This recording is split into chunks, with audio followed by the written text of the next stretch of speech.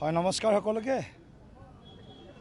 ভাৰতীয় জনতা পাৰ্টিৰ ৰাজ্যিক সভাপতিৰ দায়িত্ব লাভ কৰাৰ পিছত প্ৰথমবাৰ মই উজনি অসমৰ হৃদপিণ্ড ডিব্ৰুগড়লৈ আহিছোঁ আৰু ডিব্ৰুগড়ত আমাৰ দলৰ শতসহস্ৰ কাৰ্যকৰ্তাৰ যে আত্মিক স্বাগতম তাত মই অভিভূত হৈছোঁ।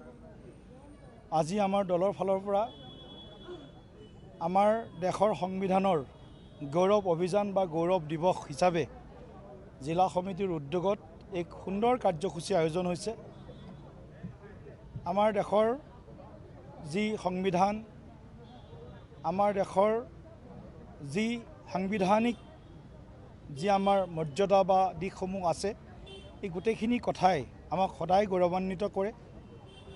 বাবা চাহেব ভীমৰাও আম্বেদকাৰ ডাঙৰীয়াৰ সভাপতিত্বত সংবিধান সভাই এখন সুন্দৰ যি সংবিধান আমাৰ দেশখনক বা গণতন্ত্ৰৰ জননী ভাৰতবৰ্ষক উপহাৰ দি গ'ল, সেয়া সমগ্ৰ মানৱৰ কল্যাণৰ হেতু আৰু ভাৰতবৰ্ষৰ জনতাৰ কল্যাণৰ হেতু সমৰ্পিত।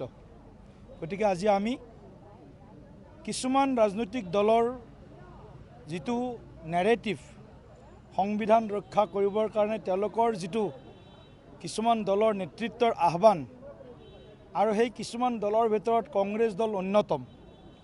কংগ্ৰেছ দলে দেশৰ সংবিধানক ভুল ইংগিত কৰিছে। কংগ্ৰেছ দলে দেশৰ সংবিধানৰ এটা ধাৰাৰ পিছত আনটো ধাৰাক ভৰিৰে মোহাৰিছে। কংগ্ৰেছ দলে গণতন্ত্ৰক হত্যা কৰিছে।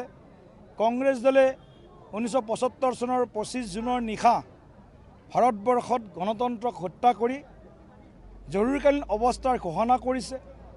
112তকৈ অধিক বাৰ সংবিধানৰ 356 ধাৰা কংগ্ৰেছ দলে বা তেওঁলোকৰ মিত্ৰ দলসমূহে প্ৰয়োগ কৰি নিৰ্বাচিত চৰকাৰক বৰখাস্ত কৰিছে। কংগ্ৰেছ দলৰ প্ৰৰোচনাত সমগ্ৰ আমাৰ যি সংবিধান ব্যৱস্থা আছিল, সেই ব্যৱস্থাত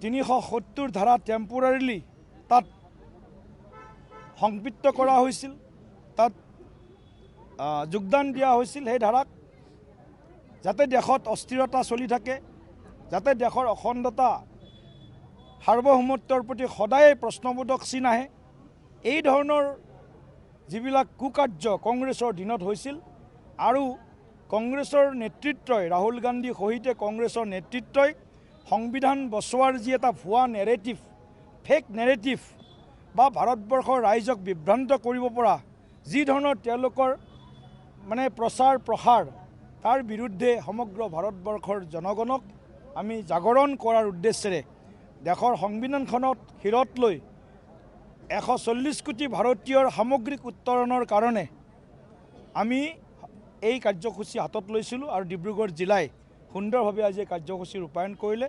তাৰ বাবে ডিব্ৰুগড় জিলাৰ সভাপতি দুলাল বৰা প্ৰমুখ্যে দলৰ বিধায়কসকল, দলৰ আমাৰ জ্যেষ্ঠ শ্ৰেষ্ঠ কাৰ্যকৰ্তাসকল, আমাৰ দলৰ মৰ্চা, আমাৰ বিভাগ, কোষ, লগতে আমাৰ মিত্ৰগোষ্ঠীৰো আমাৰ যি কাৰ্যকৰ্তাসকলে আমাক আজি স্বাগতম জনালে, তেওঁলোককো মই আন্তৰিকতাৰে ধন্যবাদ জ্ঞাপন কৰিছোঁ।